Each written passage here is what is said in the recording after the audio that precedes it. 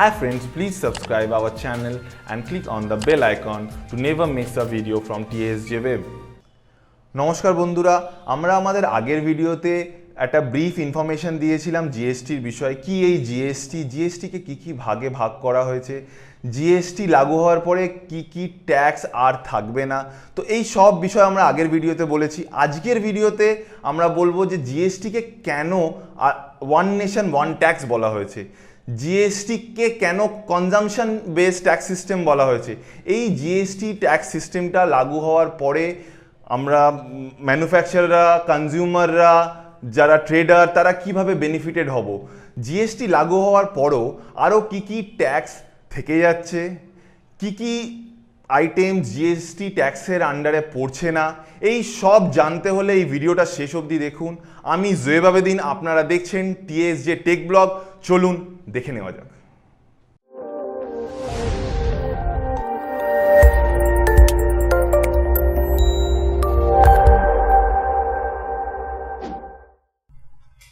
এটা জানার আগে আমাদেরকে জানতে হবে এই বর্তমান যেই ট্যাক্স সিস্টেমটা আমাদের ভারতবর্ষে আছে সেটা কীরকম।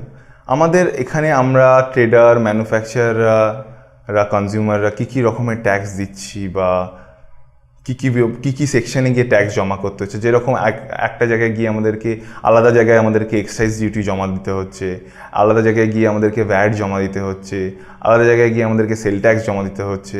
তো এবার প্রত্যেক কটা স্টেটের আর আমাদের একটা সেন্ট্রাল গভর্নমেন্টের আলাদা একটা সিস্টেম আছে, কারণ ভারতবর্ষ একটা ইম্পেরিয়াল কান্ট্রি।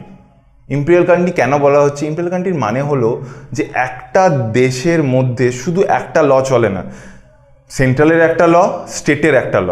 তো এরকম অনেক রকম কমপ্লেক্সিটি আমাদের এই যে বর্তমান ট্যাক্সেশন সিস্টেম আছে তার মধ্যে আছে। এখন সেটা জিএসটি লাগু হওয়ার পরে একটা সিঙ্গেল ট্যাক্সেশন সিস্টেম হবে, একটা সিঙ্গেল ট্যাক্স নাম্বার, মানে জিএসটি নাম্বার থাকবে, যেটা 15 একটা নাম্বার হবে, যেটা 27 দিয়ে শুরু, প্যান নাম্বার, তারপরে 3টে ডিজিট থাকবে।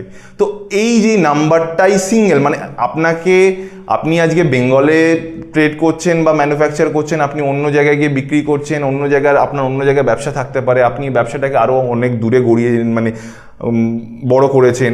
তো সেই ব্যবসাটা ডিপেন্ডেন্ট নয় যে আপনার কোন ট্যাক্স, মানে কোন স্টেটের আন্ডারে ট্যাক্সেশন সিস্টেমটা হবে। এটা এখন সম্পূর্ণ সেন্ট্রালের থ্রু এটাকে ম্যানেজ করা হবে।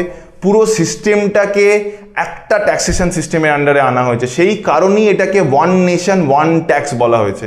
আপনি যে কোনো স্টেটে যান, আপনি যে কোনো টেরিটরি থেকে ট্রেড করুন, এই জিএসটিএন, সিঙ্গেল জিএসটিএন পোর্টালের থ্রু দিয়ে আপনার সব কিছু ডকুমেন্ট আপলোড হয়ে যাবে, মানে আপনার যা সেলস পারচেস সব কিছু ওই একটা পোর্টালে আপলোড হবে।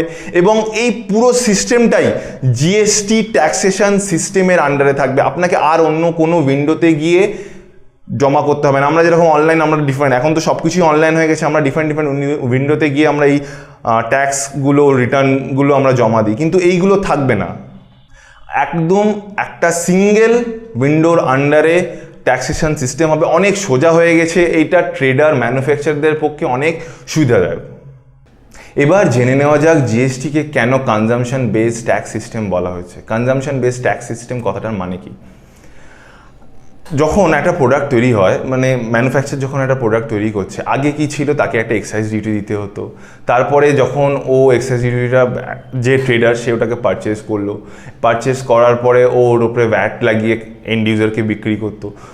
তো এই এক্সাইজের যে বেনিফিটটা সেটা না ট্রেডার পেতো না কনজিউমার পেতো, বা যদি এটা ইন্টারস্টেট যখন ট্রেড হতো তখন ইন্টারস্টেটের কোনো লাভ হতো না। তো এরকম অনেক কিছু কমপ্লেক্সিটি আমাদের এই বর্তমান ট্যাক্সেশন স্ট্রাকচারে রয়েছে। এখন এটা কি হয়েছে, ম্যানুফ্যাকচার একটা প্রোডাক্ট যখন বানাচ্ছে, সে যখন একটা ট্রেডারকে দিচ্ছে, তো ট্রেডার ওটাকে বাই করছে আইজিএসটিতে। মানে আইজিএসটি আমি আগের ভিডিওতে বলেছিলাম যে ইন্টিগ্রেটেড জিএসটি। যখন ইন্টারস্টেট যখন কোনো ট্রানজ্যাকশান হবে তখন আইজিএসটি লাগু হচ্ছে। আর যখন এন্ড ইউজার নিচ্ছে, সে এই যে ট্রেডার তার উপরে একটা প্রফিট মার্জিন রেখে সে এন্ড ইউজারকে বিক্রি করছে। কিন্তু ম্যাক্সিমাম যে ট্যাক্সটা দিচ্ছে, মানে ম্যাক্সিমাম কি যে কমপ্লিট ট্যাক্সটা দিচ্ছে কিন্তু এন্ড ইউজার। এতে এন্ড ইউজারের কিন্তু কোনো ক্ষতি হচ্ছে না, কারণ আগে যে এক্সাইজ ডিউটি লাগতো একটা প্রোডাক্টের ওপরে, সেই বেনিফিটটা তার এগেনস্টে আবার ভ্যাট লাগাতো ট্রেডার, সেটা এখন লাগছে না। তো পুরোপুরি এখানে যেই স্টেটে কনজিউম হচ্ছে, এই যে আমরা যে ট্যাক্সটা যখন এই ট্যাক্সেশন সিস্টেম লাগু হবে, যেই ট্যাক্সটা রিটার্ন করা হবে, যেই স্টেটে কনজিউম হচ্ছে সেই স্টেট সব থেকে বেশি ওই ট্যাক্সের রেভিনিউটা পাবে। মানে এটা এরকম নয় যে কোথায় ম্যানুফ্যাকচার হচ্ছে সেখানে পাচ্ছে না, সেখানে একটা কম্পেনসেশন দেওয়া হবে। এই কম্পেনসেশনটা কি হচ্ছে যে হ্যাঁ, সে ম্যানুফ্যাকচার বানাচ্ছে, সে একটা তার সেট আপ কস্ট হয়েছে, সেট আপ কস্টটা মানে আমি একটা বিল্ডিং বানিয়ে নিলাম, আমার আজকে একটা প্রোডাকশন মেশিন চলে এলো, তারপরে আমি সেটাকে বানাবো, কিন্তু এটাকে একটা মেনটেনেন্সেরও তো একটা খরচ আছে, সেটাও গভর্নমেন্ট মাথায় রেখেছে। গভর্নমেন্ট এটাকে নিয়ে বলেছে যে যেটা তার যদি লস হচ্ছে যেখানে ম্যানুফ্যাকচার হচ্ছে, কারণ যেহেতু একটা এন্ড ইউজার এন্ড স্টেটটাকে রেভিনিউ, মানে যেখানে কনজিউম হচ্ছে সেখানে রেভিনিউটা মানে বেশিরভাগটা দেওয়া হচ্ছে, সেখানে কি ম্যানুফ্যাকচারটা তো লস হচ্ছে না, অবভিয়াসলি লস হচ্ছে, একটা সেট আপ কস্ট রয়েছে, মেনটেনেন্স রয়েছে, এই দুটো আমি অলরেডি আগে এটা বলেছি। কিন্তু এটাকে যদি কোনো লস হয়, এই লসটাকে গভর্নমেন্ট বলেছে কম্পেনসেট করে দেবে। কম্পেনসেট করা হবে, প্রথমে বলেছিল কি 1 বছরের জন্য কম্পেনসেট করা হবে, কিন্তু পরে এটাকে আবার ড্রাফটটাকে চেঞ্জ করে দেওয়ার পরে বলা হয়েছে 5 বছরের জন্য এই কম্পেনসেশনটাকে দেওয়া হবে, যাতে মানে যেখানে ম্যানুফ্যাকচার হচ্ছে সেখানে তার সেই একটা ব্যালেন্স আছে, মানে কনজিউমিং স্টেটেও যেন যে রেভিনিউটা তার জেনারেট হচ্ছে, এখানে ম্যানুফ্যাকচার স্টেটেও যেন সেই ব্যালেন্সটা মেনটেন করা হয়। এই কনজামশন বেসড ট্যাক্সেশন সিস্টেমে ম্যানুফ্যাকচার বেনিফিট পাচ্ছে, ট্রেডার বেনিফিট পাচ্ছে। তো যে এন্ড ইউজার, মানে আমরা তো কিনছি, আমরাই তো মার্কেট থেকে জিনিসপত্র যাই কিনছি, আমরা কি বেনিফিট পাচ্ছি? আমাদের ট্যাক্সটা তো আমরাই পে করছি, এন্ড ট্যাক্সটা আমরা বেনিফিট পাচ্ছি কিভাবে? যে আগে কি ছিল, যে একটা প্রোডাক্ট যেটা কস্ট বেড়ে যেত, তাকে এক্সাইজ ডিউটি দিতে হতো, ট্রেডার ওই প্রোডাক্টটাকে কিনছে, এক্সট্রা ডিউটি যখন ম্যানুফ্যাকচার লাগিয়েছে তার উপরে সে ভ্যাট লাগাতো, তো অবভিয়াসলি তখন এন্ড প্রোডাক্টের কস্টটা অনেক বেশি বেড়ে যেত। এখন যেহেতু কস্ট প্রাইস কম, তো সেল প্রাইসও কমবে, তার উপরে ট্যাক্সটাও তো কমে যাবে। তো সেইভাবে এই যে পুরো বেনিফিটটা মানে শুরু থেকে শেষ অবধি ট্রান্সফার হচ্ছে, যে ম্যানুফ্যাকচারারও বেনিফিট পাচ্ছে, ট্রেডারও বেনিফিট পাচ্ছে, এন্ড ইউজারও বেনিফিট পাচ্ছে। জিএসটি 1 জুলাই থেকে লাগু হচ্ছে। জিএসটি লাগু হওয়ার পরে কিছু ট্যাক্স থেকে যাচ্ছে যেগুলো জিএসটির আন্ডারে পড়ছে না। সেন্ট্রাল গভর্নমেন্ট কন্ট্রোল করে, যেরকম এক্সপোর্ট ডিউটি, ইম্পোর্ট ডিউটি, সেটা মানে অপরিবর্তিত থেকে যাচ্ছে। তারপরে স্টেট গভর্নমেন্টের toll tax, property registration tax, stamp and duty, transport tax, এইগুলো অপরিবর্তিত থাকবে। এই সব ট্যাক্সই কিছুদিন পরে হয়তো জিএসটি সিস্টেমের আন্ডারে চলে আসবে। যেরকম এই ট্যাক্সগুলো এখনও জিএসটি সিস্টেমের আন্ডারে আসেনি, সেরকম কিছু আইটেমও আছে যেগুলো জিএসটি সিস্টেমের আন্ডারে নেই, মানে যেগুলোর উপরে জিএসটি লাগু এখনও হবে কি হবে না সেটার উপরে এখনও ডাউট আছে। যেরকম পেট্রোলিয়াম প্রোডাক্টস, তারপরে কনজিউমেবল অ্যালকোহল।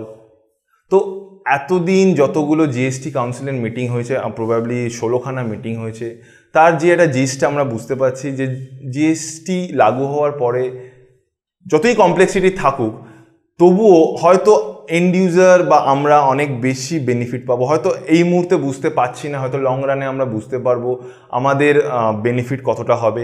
তো সেইগুলো নিয়ে আমরা আরও নেক্সট ভিডিওগুলো করব, যে কতটা বেনিফিট হচ্ছে 1 তারিখ থেকে লাগু হওয়ার আগে কী কী কমপ্লেক্সিটি রয়েছে। আমাদের নেক্সট ভিডিও এটার উপরেই আসবে। যদি আপনাদের এই ভিডিওটা ভালো লেগে থাকে তো প্লিজ লাইক করুন, শেয়ার করুন, আমাদের এই চ্যানেলটাকে অবশ্যই সাবস্ক্রাইব করুন। আর আপনাদের যদি কোনো কমেন্ট বা বক্তব্য থাকে তো কমেন্ট সেকশনে ওটা লিখুন, আমরা অবশ্যই ওই কমেন্টের উত্তর দেবো। ধন্যবাদ, ভালো থাকুন।